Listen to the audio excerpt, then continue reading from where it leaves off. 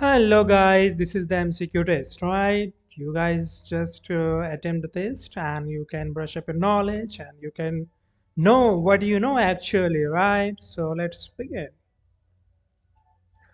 First, we have to put our email address over here. So in a real quick, I'm gonna put the email address. Okay, it's done. So let's move on. The first question is what is the process of giving a scientific name to each non-organism?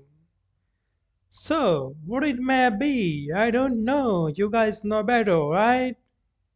So, I'm going with this classification. You guys can choose your own answer. The link is in the descriptions. You can watch the video. You can know what are the questions is, what are the options is. Then, finally, you can go to the description and got a link for this test and appear your test and you can know what you know actually, right?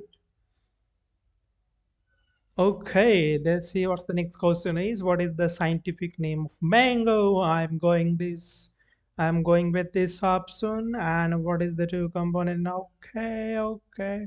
Binomial nomenclature and what are the main component of okay, identification, classification, okay, classification, okay, I'm going with this option, right? And what is the scientific term of the categories of, okay, I'm going with this option, right? You guys can choose your own options and let's me submit what we got over here.